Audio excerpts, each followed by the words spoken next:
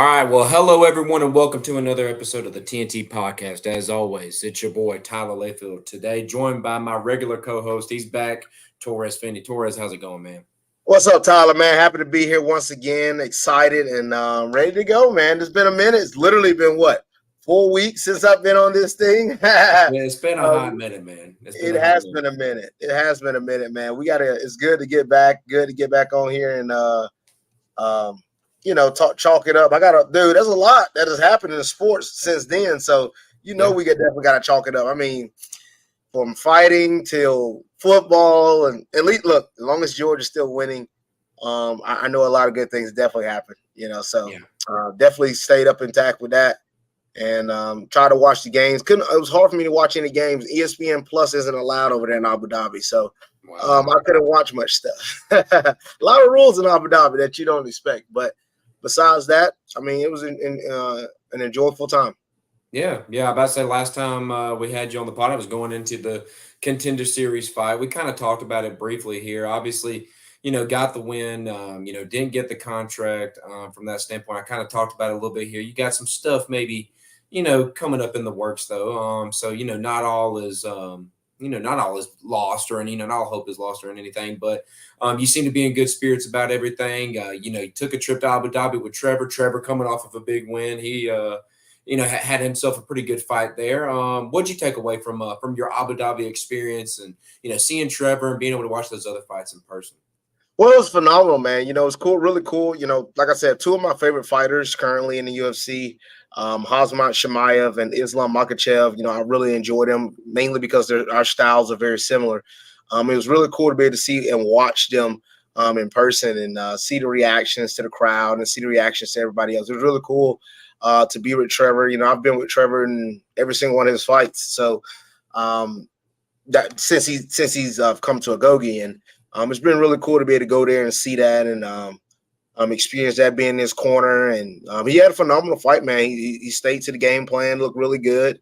Definitely a huge improvement towards Trevor Peak. And we're only going to see him continue to get better, man. You got to remember, this guy early in his career was just training out of his garage, and he was still beating high-level guys on the regional scene. So now he's finally in full force.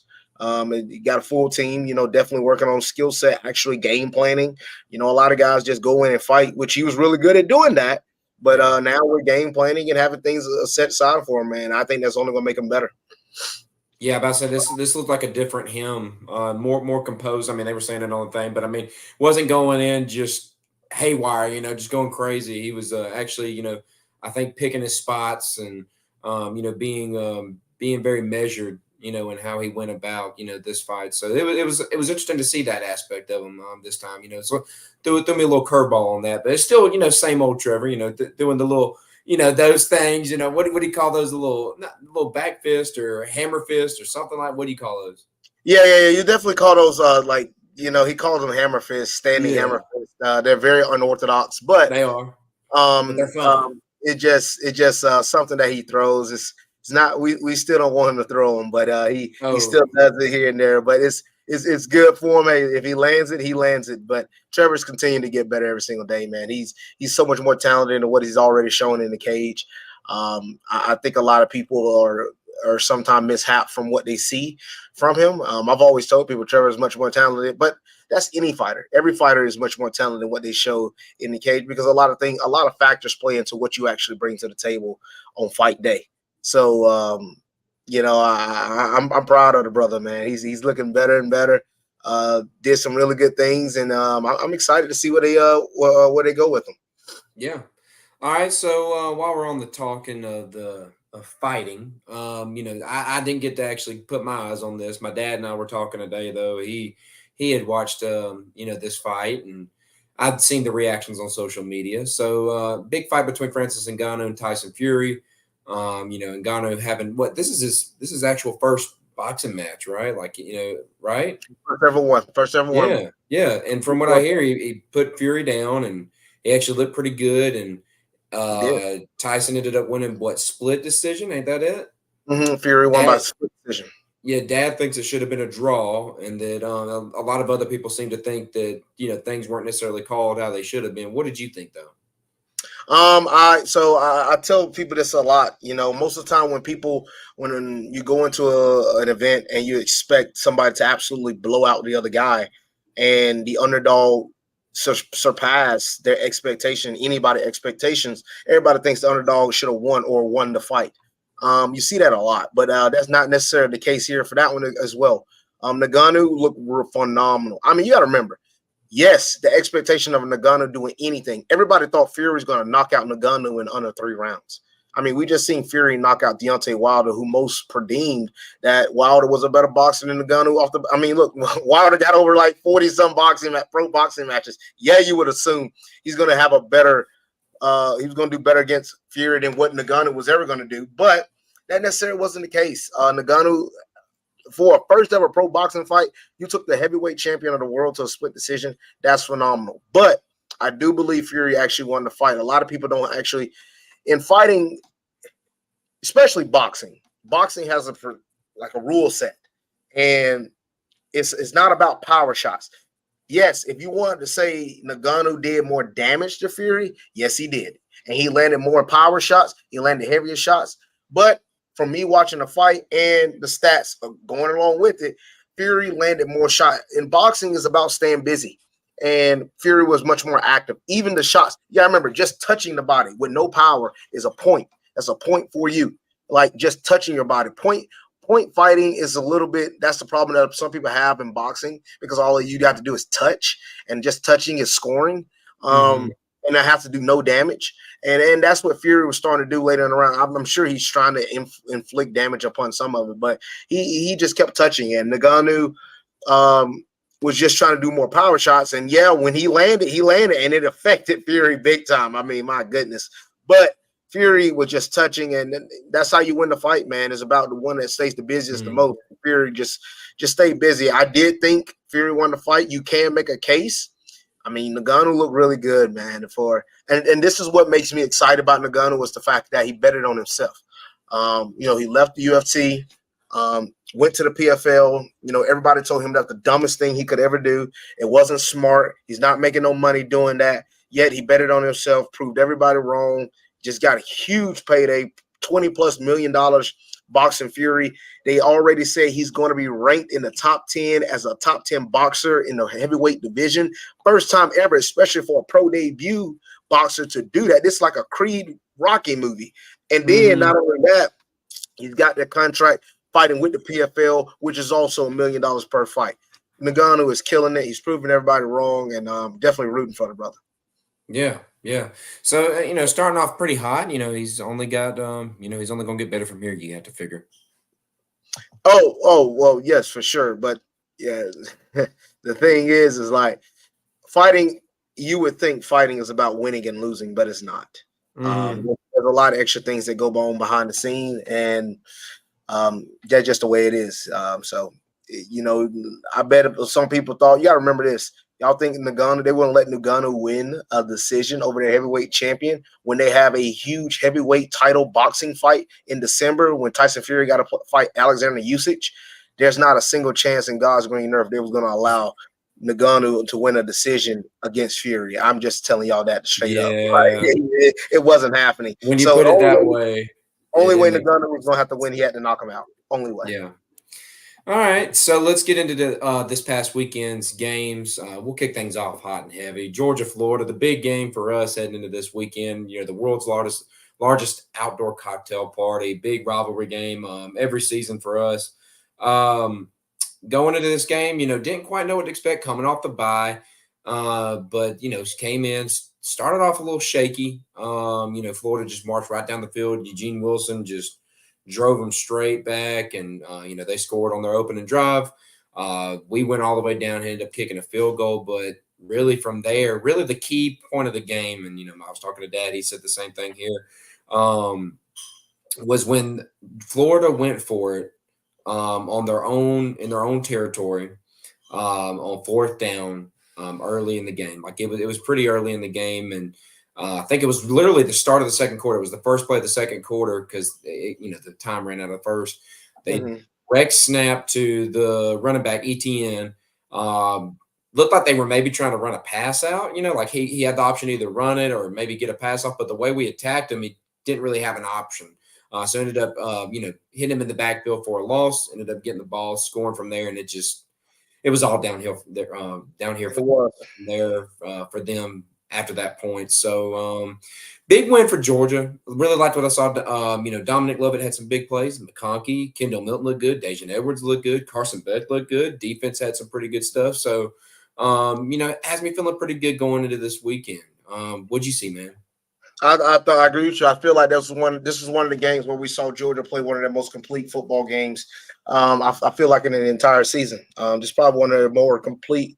Yeah, and I listened to the press conference. Kirby Smart said after the game, it was like, look, a lot of people, like, is there any worries about allowing people to start fast, allowing people to score first? Because usually, last year people that scored a touchdown on was rarely at all, until like later on in the season. And now, guys are scoring on the first drive they get. But Kirby said that's the ebbs and flows of the game. You got to be able to still respond. They scored and then they didn't score again until the fourth quarter when the game was already out of hand. I felt like Georgia played a really good game, a really good complete game. And let me tell you something.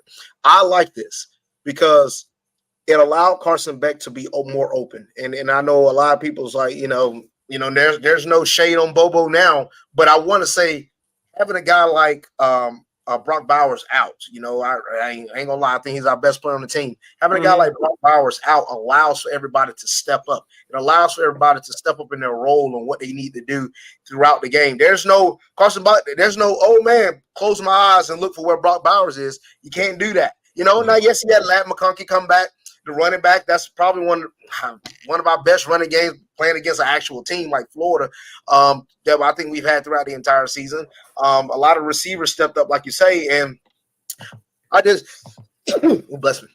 I just think we had a really good complete game, and we didn't have to depend on nobody. I think having to play collectively as a team can really make you like step up your game, and I think that's going to be huge coming to going at home next week against Missouri. These next 3 weeks will.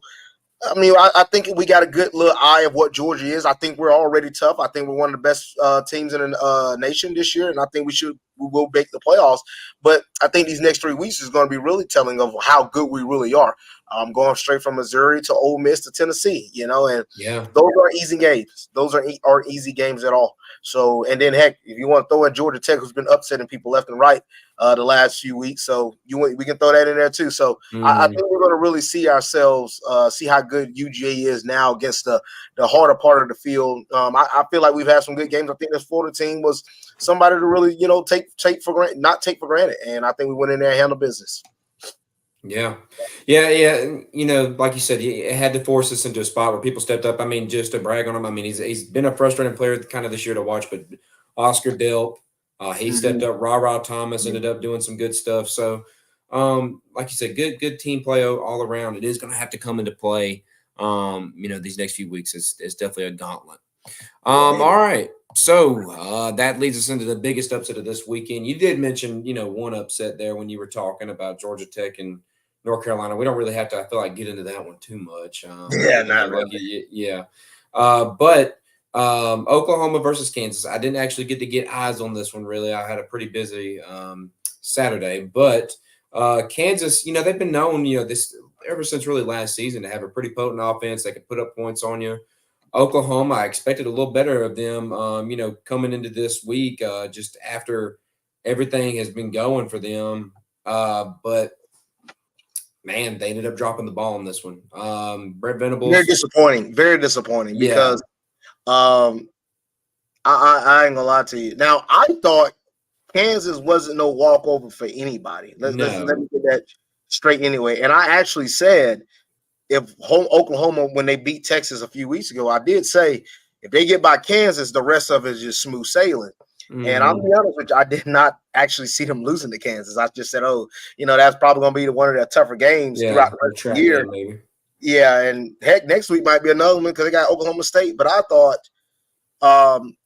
they would be at least beat Kansas, and Kansas is not bad. Look, the last 2 years, Kansas has been like stepping up their game. Last year they were ranked and they were beating a lot of teams. This year they're 6-2. They're ranked number 22 in the country. Kansas ain't bad, and I just thought I don't know, man. Oklahoma, it was so surprising, and now from going from a chance to have, you had the Big 12 that was right there. Everybody wanted to see. I still think we're going to probably get it, the Texas Oklahoma rematch, but I just think I didn't think we're going to have two Big 12 teams anyway, but that obviously takes it away. Now that Texas Oklahoma game is going to be huge. Winner of that game probably will make the playoffs, and I'm gonna tell you something. If a lot of these teams went out like they should, I don't think it's gonna get real interesting at the end. This is gonna get real interesting, man. Yeah, there's a lot of good teams at the end. Yeah, you're right, man. It's gonna come down to the wire on a lot of these. Yeah, that Big 12, man, Oklahoma, Texas, that should be a fun one. I still think that too. I think that'll end up being the two when it's all said and done for that championship game. But like you said, it could get a little tight there. Oregon, Utah, big one coming in. Two teams in the Pac-12 that actually play defense. So they were playing each other. Oregon actually came into this one. They took care of business. Obviously, they have the loss to Washington this year on their resume, but I think they know now you can't afford to kind of play around. The margin for error is that much more slim. You can't afford to take that second loss in a 14 college football playoff era. And Landon knows that as well as anybody. They come in and they go to Utah, beat them 35-6. Pretty dominant win, I think. Oregon's a team I really like this year. I really do still think that they can end up making a push for the college football playoff. Me too. I don't know if I'd have them in there right now. We'll get into that little exercise a little later. But I do think that they're a team that you can't just sleep on. I mean, looking at them the rest of this season, let's take a look. I mean, I know they've got some tough ones too. They're going against Cal this week. Then they got USC the next week, which the way USC's been looking, I don't know. That one's starting to look a little easier. I don't know, man. They only won by 1 point this past week. They ain't got no defense, man. No, they don't. What have we said for the longest? They don't have they ain't had no defense when we first. I was like, they're a good team, but they can't stop nobody at all. They can't stop nobody. No. After that, they got Arizona State and Oregon State. Oregon State, that is a rivalry game. Maybe we see some weird stuff pop off in that one, but I think they're going to play their way to a Pac-12 championship and maybe end up making their way to a college football playoff the way things are kind of trending. Let's take a look at some ACC. Oh, yeah. What do you want to say about that? Do you have anything to say on that one? No, I mean, you basically said it all. I just think the rematch with Washington is going to be huge. That's going to be big, man. I'm actually pretty pumped on that. Washington came off a closer-ish win, I want to say, this week, too. I mean, who'd they play? They played Stanford, won by 9. Closer than it may should have been, but still a win. Washington last 2 games have actually been pretty disappointing. They've only beat Arizona State by 8, 15-7. Then they had to play Stanford. You've beaten 2 really bad teams in a really close game after that crazy game against Oregon. Now, we're going to definitely see a lot more Washington. Washington got to go to USC. That's a big game. Now, at this point, it's either all these teams about to beat each other and we're about to have a clear top 4, or all these teams that should win is going to win, and then we're going to have a mix of hard decisions. That's right. So it's going to be interesting. Washington got USC, Utah, then Oregon State. They got their next 3 games going to be tough. So it's going to get real. So next we got an ACC matchup, a team that's looked really good, Louisville. Louisville this year is actually 7-1 right now. Didn't have that one on my bingo card before this year started. Nope. Just looking at the remaining schedule, check this out. Virginia Tech, should be a win. All right. Virginia should be a win.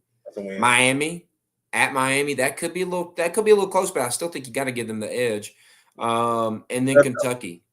That will be at Louisville for this year, but that'll be against Kentucky. They have a chance to finish the season off with 1 loss, and honestly, they've I don't know.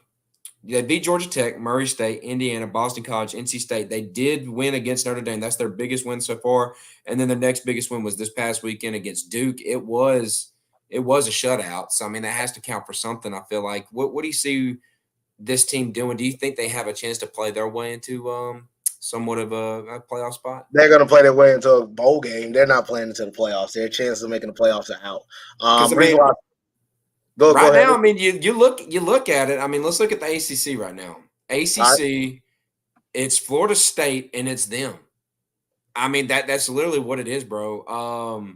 Their strength of schedule isn't enough. I'm just be honest. If they win the ACC championship game against Florida State, should they both make it there? Both of them, Florida State remains undefeated. Louisville comes in. If they would give that, they would have to give the edge, I think, to Florida State, right? Yes. And look, I'm gonna tell you something. The only way an ACC champion is going to make it if it is Florida State. Said that at the beginning of the season. I still ride by now. I said Florida State or Clemson. Obviously, Clemson is out of the equation, so obviously leave it to Florida State. Florida State is the only chance the ACC got a chance. Louisville could upset them, but I just think that's going to get them a really good bowl game. Them losing to Pittsburgh was huge. If they were undefeated, you had a great case, no question.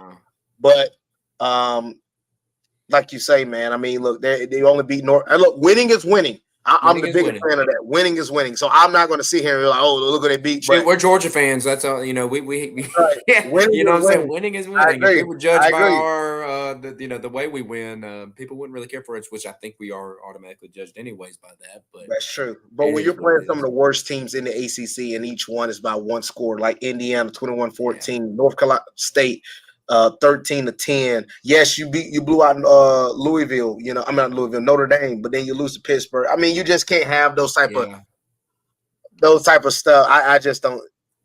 If they can win out, but they'll just get a really good bowl game. They maybe like a year 6 bowl game or something like that, potentially. Yeah. All right, so let's swing this thing over to primetime. Oh, Neon Dion out there in Colorado. This one. Let's see here. Number 23 UCLA beat them 28-16. That was at UCLA. Primetime. The reason we're bringing this up, the comments after the game, he came out. I don't want to do him any injustice, but pretty much along the lines of blaming the offensive line for the loss, or he's talking about. Let's see here. I'm pulling it up now. Let's see. What did he say exactly? I'm trying to find this one out. But I definitely saw it. He pretty much ended up saying stuff along the lines of this offensive line isn't good. We're going, we can do better. The big picture, you go get new linemen. That's the picture, and I'm going to paint it perfectly. And that's when he was addressing the offensive line running game issues and keeping Shadur Sanders upright. That's what he had to say. What do you think about these comments, Torres? So he's not wrong. Right? Because the offensive line has been pretty bad. He's not wrong, but does that necessarily make this a right thing to say?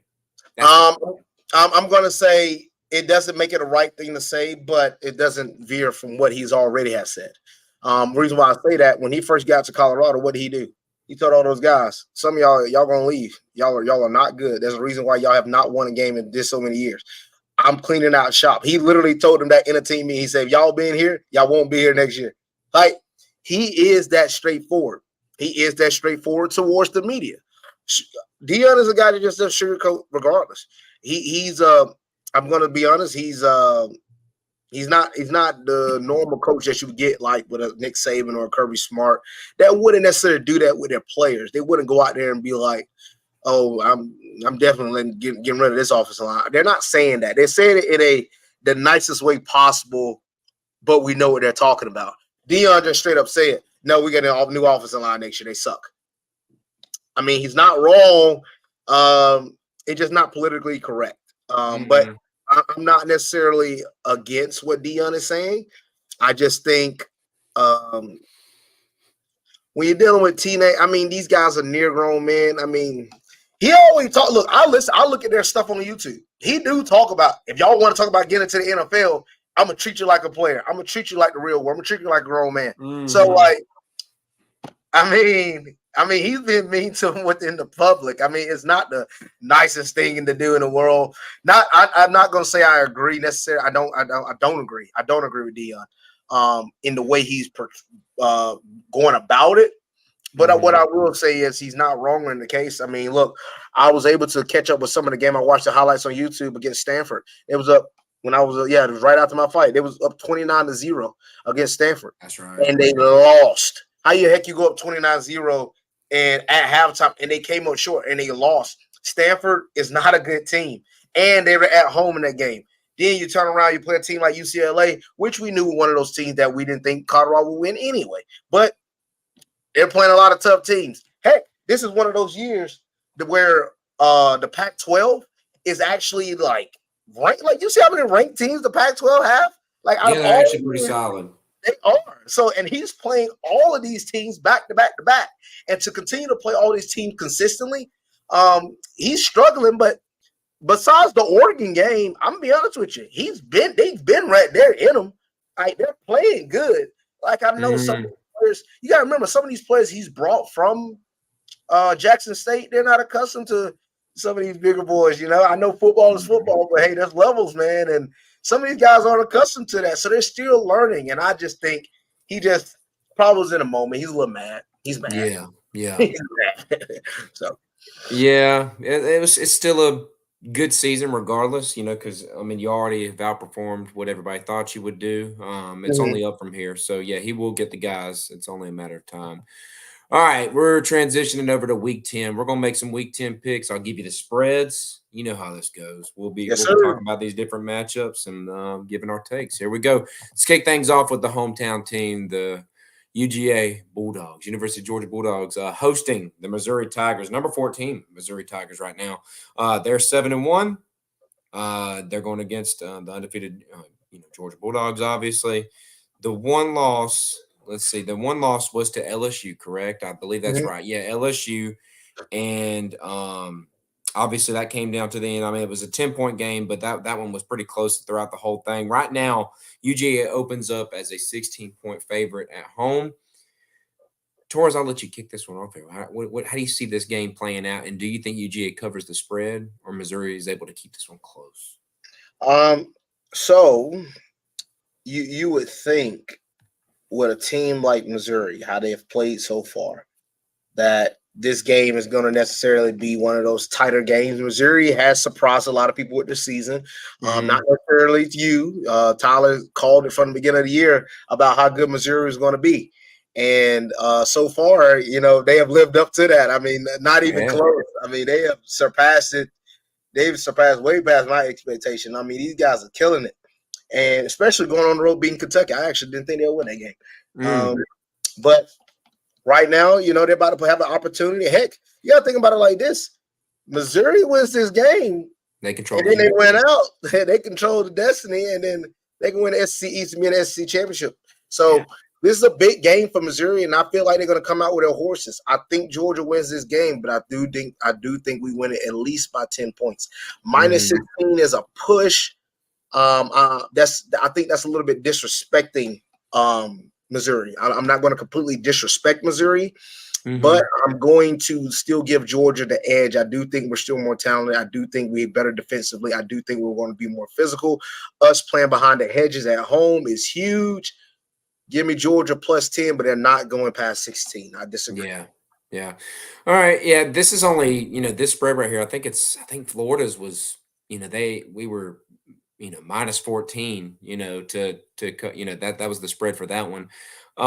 So, I mean, to add 2 points for Missouri, I don't think 2 points is, enough for me to, I don't see this being that much of a different game as far as like competition level. Like, to me, Florida is such a steep drop off between them and Missouri.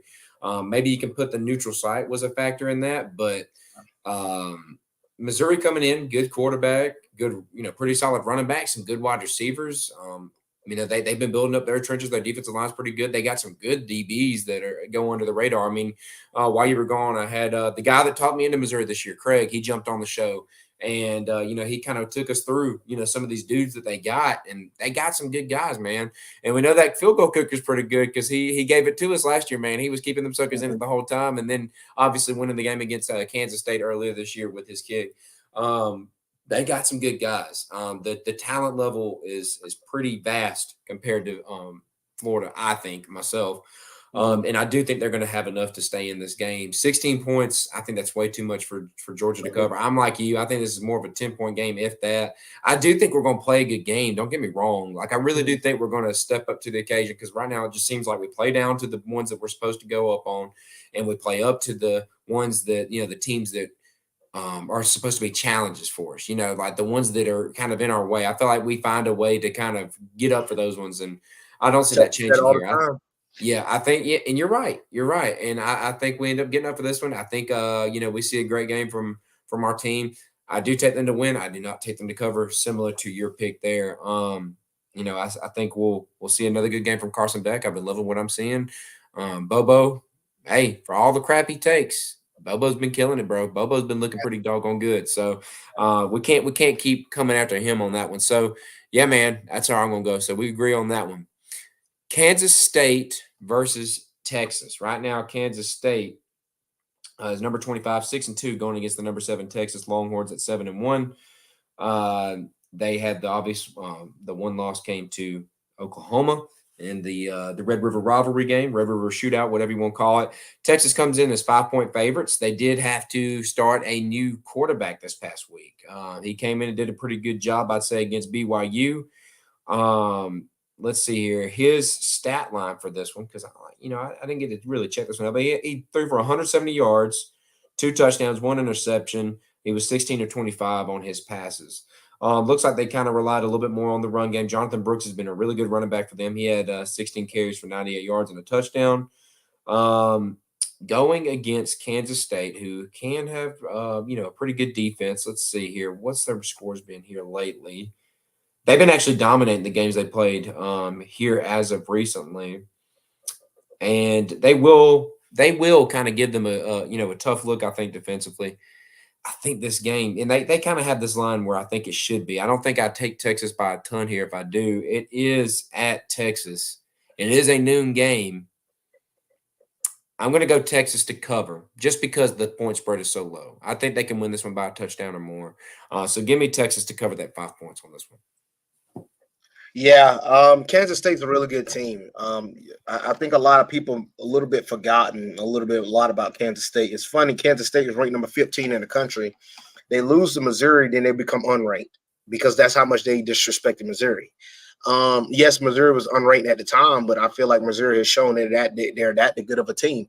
And because of that, I think a lot of people have slept on Kansas State. And then they lost Oklahoma State. And Oklahoma State's a really good team. Hey, Oklahoma State is what? Only got 2 losses themselves. Like, yeah, they do. They're 6-2. Then they play Oklahoma at home. Like, Oklahoma State's a good team as well. Kansas State is going to come in. They're going to give Texas all they can handle. I do think Texas win and cover. I think they win probably just by 7 points, like a 31-24 of that type of nature. But I do think Kansas State will give them some problems. Texas and Oklahoma is the Big 12 last hope. It's funny. It's their last hope before any one of these teams goes to the SEC, before the Big 12 really don't have much of a chance. So Texas has to win this one, and I feel like the rest of the Texas game are a little smooth sailing, but this is their last tough one, as we presume, before the Big 12 championship. And I think Texas, with this game being at home, I think they get the job done and cover the spread. Okay. All right. So 2 for 2. We're in agreement. All right. We look at Texas A&M. Texas A&M unranked at 5-3, go to Ole Miss, number 11 Ole Miss at 7-1. The one loss coming to Bama. Ole Miss is a 4.5-point favorite. Take us here first, Torres. Man, I really like this game. I think it's going to be a really interesting game. Ole Miss can score, but Texas A&M actually just plays everybody tight. For some God-given reason, they can play anybody tight, or they can just put it on you. And I think right now, A&M, coming off their win against South Carolina, they shouldn't have lost to Tennessee. That game was so bad back and forth, but they lost to Tennessee. And then, they lost to Alabama a few weeks ago as well. So back-to-back game losing to Tennessee, Alabama. Texas A&M just got a hard schedule, man. I mean, when you look at it, they just play hard teams. You would think with the talent they've been given, I just don't think they utilize it to the best of their ability. They don't really maximize. They never maximize their potential. But this is another hard game for Texas A&M. And going on the road to Ole Miss, I'm telling you, unless Ole Miss is already looking at Georgia, unless they're walking in with blinders for next week, I think Ole Miss should be able to take this and handle them single handedly. I see it's minus point 0.5, which I said Mhm. this is going to be it'll be a tough one. It'll be a tough one. Yeah. But I think Ole Miss covers, and I think they cover wildly. I think they actually put it. Okay. I think they put it on Texas A&M. I think it's going. I think it'll be a fun one early, but I think they put it on Texas A&M. Ole Miss is going to be looking to come in hot next week against Georgia, and like I said, they can't be going in thinking, oh, I got Georgia. They got to make sure they focus on A&M. Yeah. But Focus this one first. I Yeah. think they're going to really put a statement on A&M and be like, all right, we coming for y'all, Georgia. We coming for y'all next week because Okay. this is a huge game. Ole Miss, as crazy as you want to make it sound, but Ole Miss is not out of the equation in any regards for the SEC championship or potentially the playoffs. If they go in, win this game, and then beat Georgia, and then go on to the SEC championship game, which is very possible, which is very, very possible. Things get wild, man. Things get wild. And I actually want to know, how does it work? We'll eventually get to them. About say that one more time of what works. I want to know how it works. If LSU beats Alabama, obviously Alabama beats Ole Miss, and Ole Miss beat LSU. Who going in? Because they all got one Oh loss. wow. How does that work? That's yeah. I need to do my research on that one. I haven't even thought about that yet. I've That's never seen that happen. That's yeah. why I was looking and I was like, Guess we better have our fingers crossed that one of them drops too. I mean, obviously, but obviously, if Georgia beats Ole Miss here, we automatically knock that one out of the way. that's It right. really comes That's not down really to right. to a Bama. But it is Bama weird. LSU. I don't know what It happened. is. Yeah. Like who goes in? Yeah.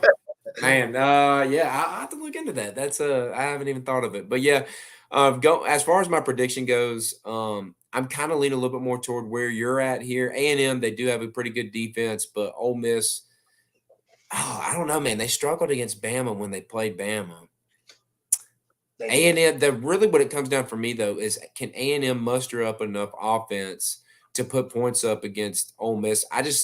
Ole Miss don't have they never really have an outstanding defense by any stretch of the means, but A&M just can't move the ball that well. Like, I don't trust this offense really to, as far as I can throw them. I don't really care for what they put out there as a product offensively. Man, oh my God, 4.5 at Ole Miss. I feel like I'd have to take Ole Miss to cover the 4.5. I don't know if I have them winning by as much as you though. Like, how many do you think they'd win by if you had to put a number on it? I think Ole Miss wins by at least 17. You might think I'm crazy, but okay. I do. Okay. I think they win this one pretty. I believe they win this one single handedly. I think it's a tighter game than that. It could be. What time they play? This is a noon game. I think they run up shop. Okay. All right. I think this is a tighter game than that. I don't know. Maybe I think A&M can kind of catch them off balance and make this thing a little closer than. Like I said, A&M plays everybody tight. That's why I play everybody tight. Like you said, Ole Miss might be looking ahead to UGA. I can see that. I don't know, but I just think Ole Miss is ready. I think they're ready to come in hot to play Georgia, boy. Yeah. I do. All right. So then that'll lead us to Notre Dame going against Clemson. And, this isn't as huge of a game as it probably once could have been. Notre Dame, number 12, coming in at 7-2, going to Death Valley to play Clemson. This is just a noon game. I feel like in years past, this would have been like a primetime ABC, 7:30, 8 o'clock game, or, NBC, better yet, one of those, because I know Notre Dame's always on that program. But Clemson coming in at 4-4. Notre Dame is a 3-point favorite here. Clemson has looked absolutely atrocious this year. It is just awful as far as what they've been able to do this year. Notre Dame, they've screwed around and they lost the Louisville game like they weren't supposed to. In my opinion, I can kind of forgive the Ohio State loss, because that was just such a tight loss that it's sometimes things like that just happen, and that's a good opponent. But the Louisville thing, I'm pretty sure it was Louisville they lost to, right? Yes, sure. Louisville. Yeah, it was Louisville. Louisville really skews as much, I don't know. Louisville and Ohio State. Yeah, Ohio State. But I think they come in. I think they can win this game by more than 3 points. I think I'll take Notre Dame to cover the 3-point spread right there. Notre Dame just feels better to me. Sam Hartman leading it. Defensively, I think they can do it. Clemson just, I don't know what they throw out. It's ugly. It's ugly. So just yeah, sign me up for Notre Dame here to cover the 3-point spread. What about you? I think they covered the 3-point spread, but I think this will be a tight one. I'm not. I mean, I love Notre Dame. I actually, first ever time I've ever probably rooted for Notre Dame to be a little successful. I like them, and I like their coach. I like how they've Yeah, been playing. I really wish they would have got Ohio State though. But I do think they beat Clemson. Funny, it's going to have Clemson 4-5 this late in the season, having them as a losing record. That's going to be wild to see, especially to see Notre Dame go on the road to beat Clemson. But Clemson has looked awful, man. They have looked yeah, butt cheeks, bro. yeah. Give me Notre Dame, no question. All right. So yeah, short and sweet to the point. Didn't really have to talk about that one long. Next one we got number 5 Washington 8-0 going against Southern Cal at Southern Cal number 24 Southern Cal. There's 7-2. Washington is a 4-point favorite here. Take me into this one, Torres. So Michael Penix, one of the guys, Caleb Williams, another guy. A lot of people have talked about Heisman, which we will need to talk about that one of these shows because I'm not gonna be honest with you. I don't know who the heck gonna win Heisman at this Yeah, rate. shoot, we can look into it. It's tight, but Michael Penix has looked really phenomenal. Washington, as I've said, the last 2 games they've looked really bad. You know, they struggled against Stanford, they struggled against Arizona State. USC, on the other hand, has looked bad and has not done any better. Currently looking at USC, I'm going to it right now. Yes, their record is 7-2. Yes, they've been looking good. But let me tell you something what they've done defensively. All right. The last 1, 2, 3, 4. The last 5 games, Colorado, they gave up 41. Arizona, in a triple overtime game, gave up 41. Yeah. Against Notre Dame, gave up 48. Against Utah, gave up 34. And then last night against California, they gave up 49. They have given up over 45 points in 4 out of their last 5 games. And then the game they didn't give it up, they still lost it to Utah. They have no defense. They can rock out points on people. I think that's one of the main things for for Washington, is how good is Washington going to be able to stop their offense. Now, from what we've seen, Washington defense isn't bad. Now, there have been games where Washington hasn't looked too good. California, they let California score 32. They played pretty good defense against Oregon. That was a tight game back and forth. A lot of really good things back and forth. They stopped them at 33, but they still was able to come out on a good end. Last week was a really bad defensive performance against Stanford. I don't think we'll see that again, but they are going back on the road again. So I don't think they have 2 back-to-back bad defensive performances, but I'm talking about a Pac-12 team, so I can't sit here and say that. I don't think that. I'm not too confident in saying that, but I'm going to go out on a limb, and I do think Washington plays better defense than what they did last week against Stanford. Give me Washington -4. Give me the points as well. Yeah. Yeah. You make some good points there. The Pac-12 has been a fun conference to watch this year. While you were talking, I was actually looking at the Heisman odds and whatnot. We'll talk about that here in a second. I got a whole little thing. I'll take you through those top 7. But Washington's been a good team. You know, they played good against the talent the opponents that they've had to face up to this point. Obviously, I did get to watch a good bit of that Oregon game, so I was able to see what they look like against some of the best that we've seen in the country up to this point. And I've already talked about Oregon. I really like them, and I think they could play their way into a college football playoff spot. Washington, I trust the offense, and the defense can show up when it needs to. I think we might see a situation here just like we look at with Georgia. Like we're sometimes they keep things close with the teams they shouldn't, and then they kind of they play up to par when it's time to play the people they're supposed to the right way. This isn't Southern Cal. I don't think the home crowd's really much of a factor in this. I just don't know. Like they're not one of those fan bases that I really respect as far as getting loud and rowdy and whatnot. Obviously, they'll be kind of loud and everything, but I don't think this is like up there with your Tennessee, at Neyland Stadium and Sanford Stadium and Tallahassee, all that kind of stuff. No, But it's not that. I don't think it's that at all. Washington's been a fun team this year. I think a lot of people have jumped on that bandwagon for them. 4 points, right? Ain't that what I said? 4 points. 4 points, Yeah, I think I'll take them to cover that here. So yeah, Caleb Williams, he can only take them so far. I think this Washington knows that everything they want is right ahead of them as long as they reach out and grab it. And that comes with playing defense against this good USC team that's good offensively, and showing up and doing what they need to offensively, like what they need to do. I mean, it's right there for the taking. If they can just put up points like they should be able to, and they can make the stops when it's crucial to do so, this is right there for them to take. So, yeah, give me Washington to cover that as well. All right, that leads us into our last matchup of Week 10 that we're going to be looking at. Right here, LSU versus Alabama. That's the game. Always a big one right here.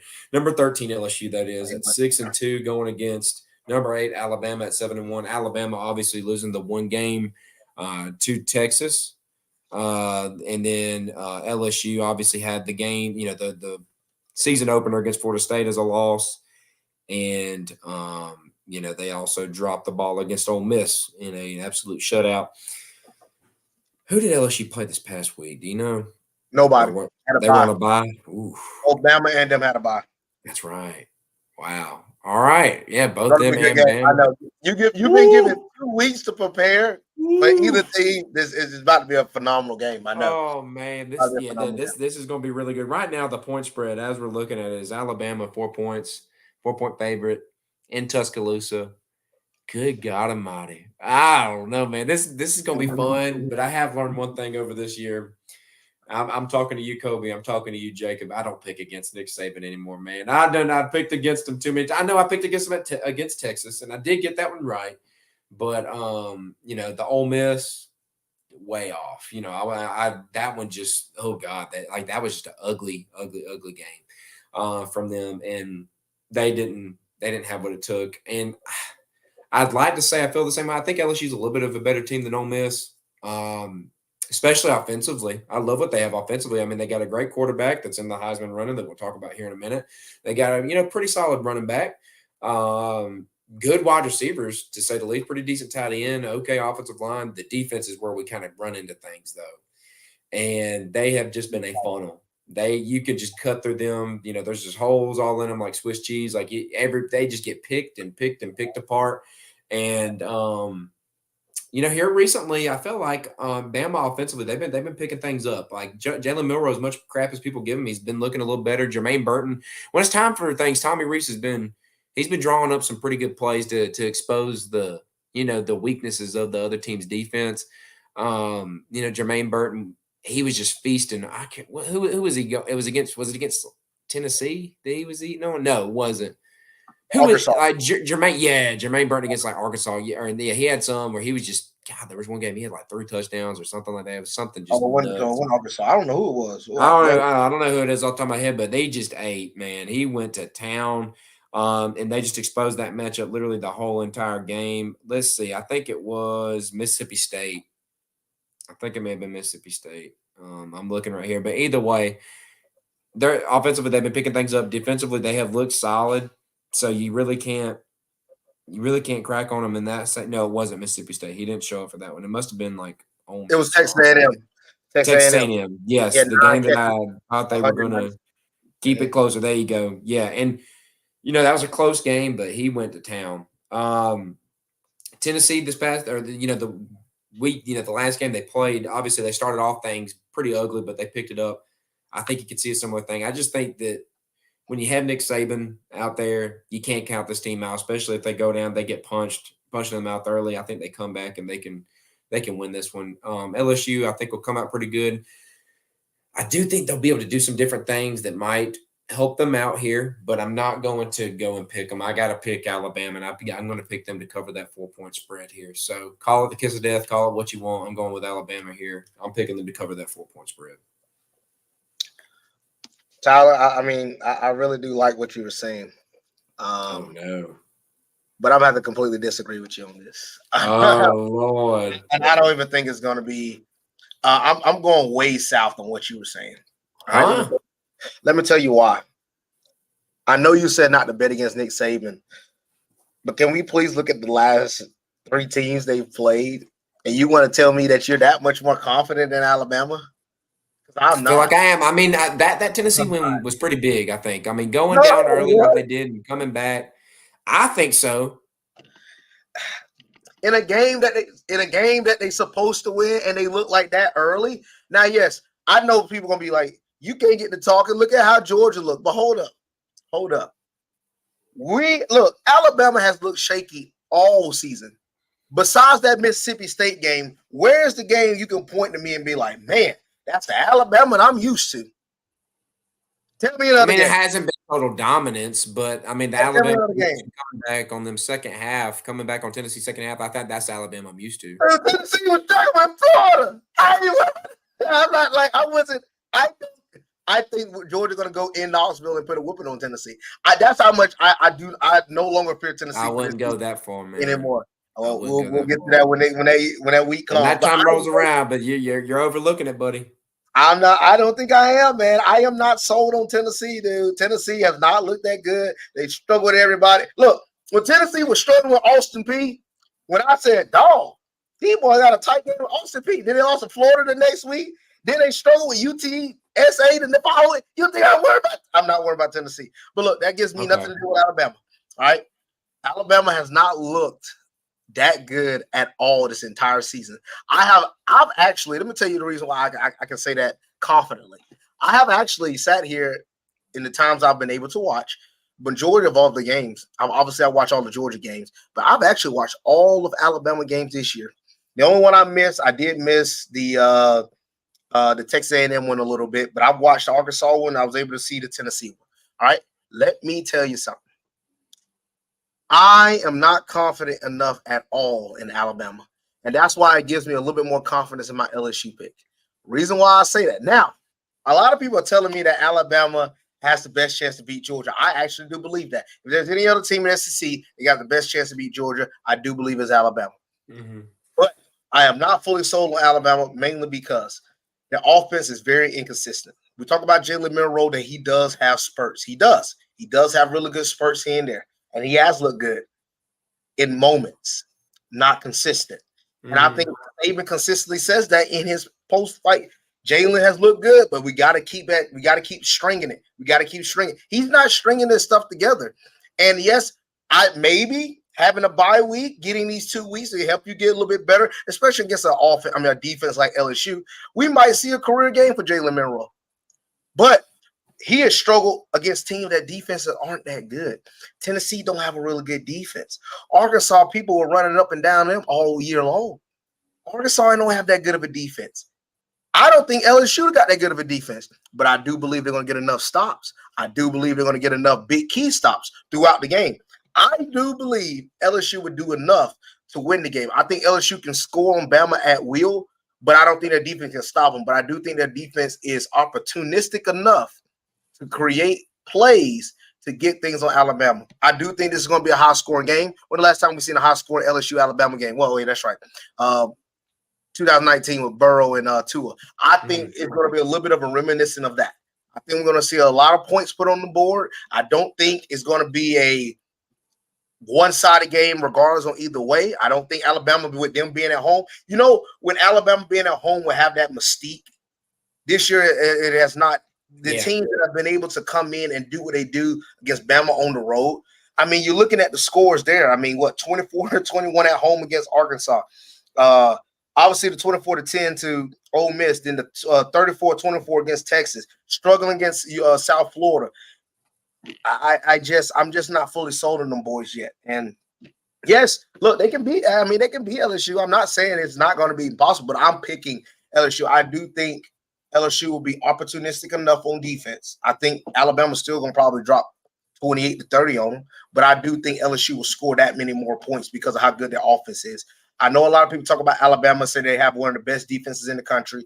They do have a solid defense, but I'm not sold because I don't think they have seen an offense since Ole Miss. Yes, but man, maybe it's me. But did anybody watch the Ole Miss Alabama game? Like, I listened to it. I wasn't able to catch it. Ole Miss were making so many stupid mistakes. They were. That's what I'm saying. It was just ugly. It was so bad. It was so bad. And yes, LSU could do the same. But even when LSU was playing bad, when they would make a lot of mistakes, let me go to it. Who was it? That's right. I mean, they still scored 24 on Florida State, even though they looked all that good. Ole Miss, they lost 49-55, and they should have won that game. Heck, they started out down 15 against Missouri, came back, and they still scored 49. They've been dropping points on people. The lowest amount of points they scored in the last 7 games is 34. I don't see Alabama stopping this team to under 30. I don't see it happening. Could be Hmm. completely wrong, but I do believe LSU will score 30 points on Alabama. Okay. What's your official prediction here? LSU. I got LSU in this game. LSU, all right, yeah, you get LSU with points. So you have LSU just winning outright. Yes, I got LSU. Yeah, LSU just went outright. Okay. Yes. Wow. All right. So that'll swing us into our Heisman race. We agreed on every one of them but that one. Wow. Yeah. The Heisman race updated. So Michael Penix is currently the favorite. Then you got JJ McCarthy from Michigan, Jaden Daniels, obviously from LSU, Jordan Travis, Florida State, Bo Nix from Oregon, Marvin Harrison from Ohio State, and then you get to Carson Beck. So that right now is the current odds, or that's the current like layout for Heisman race. Who kind of sticks out to you there? I mean, Michael Penix. I mean, he's the only. I mean, out of the rest of them, I mean, I know you got JJ McCarthy. I just don't see that. I haven't really cared for the schedule with him, but he has been playing really good. He has. Yeah. Can't discredit him too much. I think it is a little bit of a dark horse, but I actually think he got a really good shot. Bo Nix. And the reason why I'm gonna say that is he has actually looked really good throughout this entire year. The reason why I know that he's on my college fantasy football team. He's been my best player. He's been killing it. But he has the opportunity to submit his Heisman in the Pac-12 championship. Obviously, they got to win out. Obviously, they got to make sure, hopefully Washington is there. But I think that Pac-12 championship is not only for a shot at the playoffs. I think it's a shot at who wins Heisman between Penix and Nix. Now, Jaden Daniels could submit his by going on the road, being an Alabama team, then winning out, being in the SEC championship game, exactly, and then performing against Georgia, dropping points on them. So I think a lot of these guys have pathways that are pretty simple. Now, JJ McCarthy, unless he has like a unbelievable game against Ohio State, I'm just not sold on him, man. Me neither. I'm right there with you on that. I'm not sold on them. Somebody got to prove me wrong on that one. You got to prove me wrong on that one. Carson Beck keeps it up. I think he can play his way into at least getting an invite out there. Being an undefeated, being on an undefeated team, putting up the numbers he's doing. Like he's right now the passing, like this is the most we've been seeing at UGA quarterback passing. So been pretty good stuff up to this point. I'm actually proud of him. So that's the updated Heisman stuff. We'll look at that here, from week to week. That'll lead us to college football playoff predictions. We got the first playoff rankings coming out this Tuesday. And I was going to see who you think we're going to name our top six because, they always do who they have at 1, 2, 3, and 4. And then they got the two that are just outside looking in. Right now, if I had to look at it, I think right now, according to college football playoff, because AP poll it has Georgia, Michigan, Ohio State, Florida State, Washington, and Oregon. Then you get to Texas, Alabama, Penn State, Ole Miss, or Oklahoma, and then Ole Miss. I think if I had to do it right now, I think they would put Ohio State at number 1, just based off of the Notre Dame win, beating Maryland, Penn State. Right now, they have like some of the bigger, higher ranked wins up to this point. I think they'll put Ohio State up there. Then we'll probably see Michigan, then Georgia, and then I think Florida State. And I wouldn't be shocked if you could flip-flop those Georgia and Florida State. I just feel like we're going to get kind of disrespected on it. Honestly, hold on. You think they're going to put Ohio State 1? I think they could. I'm being honest with you. They're going to disrespect what we've done up to this point. I can already tell you right now, we're not going to be number 1 in the college football playoff. I really don't think so. I'm being dead serious because what's been the whole agenda so far, bro? We don't play anybody. We've done had these close wins, blah, blah, blah, blah, blah. Just more and more of the same as far as that goes. For them, they beat Penn State. They beat Notre Dame. They had those 2 big wins right there. I mean, you could look at Michigan. Let's look at Michigan real quick. I mean, you could talk about Michigan, but what am I going to brag about? You beat East Carolina. You beat UNLV. You beat Bowling Green. You beat Rutgers. You beat Nebraska. You beat Minnesota. You beat Indiana, Michigan State. What is there to really hang your hat on? I mean, don't get me wrong. I think Michigan's a good team, but do they deserve to be number 1? I don't think so. I mean, I think they're a solid 2, 3, maybe. Then you got the case for Florida State here. Florida State, obviously the big win against LSU. At the time, the Clemson win was kind of big. Then you got the Duke. They kind of struggled there against Duke, but then they pulled away, especially when the Duke quarterback got hurt. I think they're a solid 4-3, in my opinion. I honestly think Ohio State's going to get bumped up to 1. I think it'll probably be Michigan 2, Georgia 3, Florida State 4. Honestly, you could even bump Georgia out of the top 4. They might put Washington in there for all I know. I could honestly see it. I really don't expect us to get any respect in this. I think Florida's or Oregon is a solid 6 there. So that's who I think. I think if I'm putting in my prediction now for what they're going to say on Tuesday, Ohio State, Michigan. I'll even say Florida State, Georgia. No, I'll do Georgia at 3, then Florida State, then Washington and Oregon. That's my top 6 right there. What about you? I'm going to be a little indifferent on this. I don't see a reason why Georgia shouldn't be 1. Reason why I say that is because I know you can't utilize what's been happening last season, but once again, you're number 1 or 2. You're no longer number 1. You're number 1 until somebody beats you. And because of how Georgia performed against a Florida team, I know we don't think much highly on Florida, but they're 5-2. We went in there, we mopped them up, took them down. Being 2 weeks prior, the Kentucky team that a lot of people talk about is, oh man, this might be the team that upset Georgia. We beat them 51-13. I'm just going to be honest. I just don't see why Georgia shouldn't be 1. Yes, I think you can make a case for Ohio State having a better schedule. I think Ohio State actually be 2.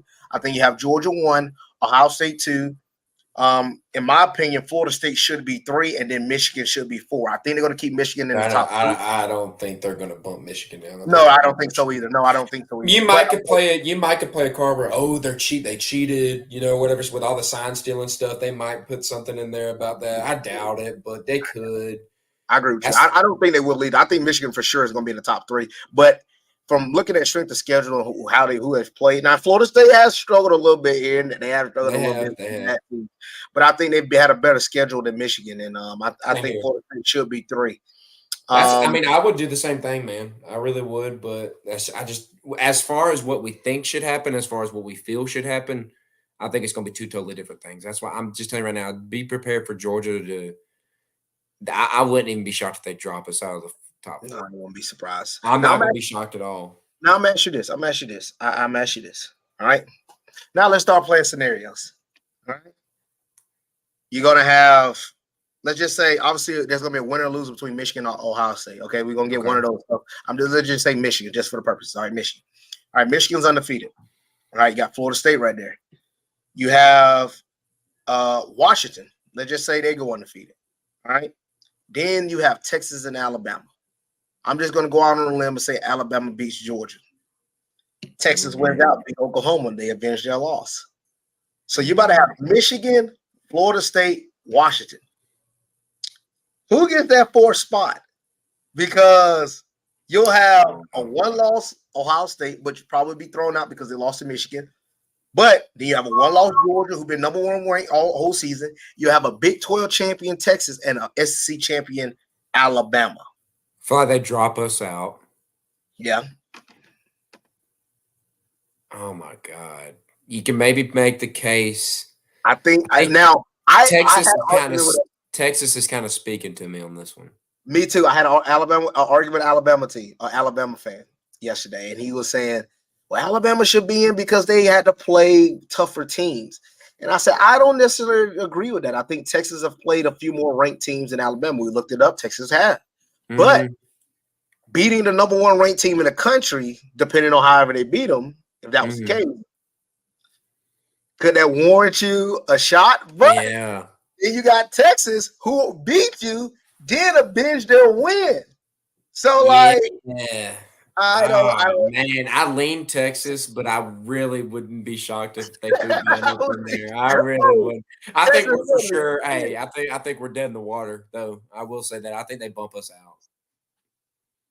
You think they? You talking about if the? Well, see, this is my thing. It's like, I think they could. I think that we will get bumped out. I agree, but being number 1 ranked for the whole season, I think that it should hold something to it. And I'll be honest with you, man. If a lot of these teams go ahead and win out like they should, it's gonna be tight.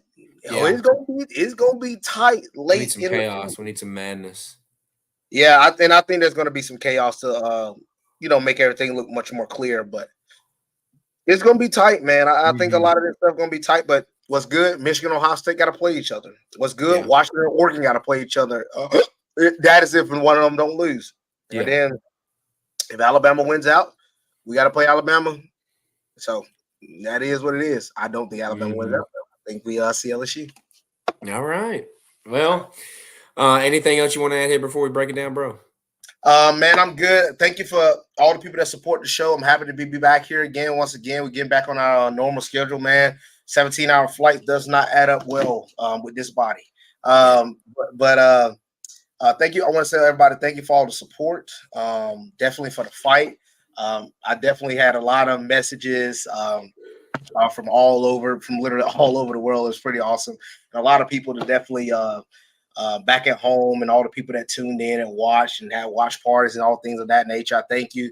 Thank everybody for that, man. I definitely love all the support. With me on this journey, I'm the one. Tyler remembers I announced it on this show that I was going to be fighting MMA. I still actually have that video, and it's been a wild journey. What's crazy is that was only 3 years ago, and time go by so fast, and that's why. Obviously, with the result at the end, I'm so happy for the fight. What people don't understand is, regardless of getting the contract or not, I still got to go out and win fights regardless. And man, it's been fun. People don't understand. Like I've where I'm at in my career, especially as an MMA fighter, is actually really fast. I've only been a pro for 2 years, and to be able to fight on Dana White Contender Series in 2 years is actually very, very rare. So I'm very thankful for all the opportunities I've been given. I'm just really blessed and happy, and I just want to tell everybody thank you for all the support, for everyone that tuned in, and we definitely got a lot more things on the go, so I'm excited. Yeah. Well, guys, thank you so much for listening today. We do appreciate everybody that tuned into the live stream. If you're out there listening to the podcast, we thank you for listening that way. If you guys want to support, just go over to, we're on Spotify, Apple Podcasts, wherever that's located, wherever, you listen to podcasts, better yet. You can click in the description, go to the link tree. There's many different ways you can support the show.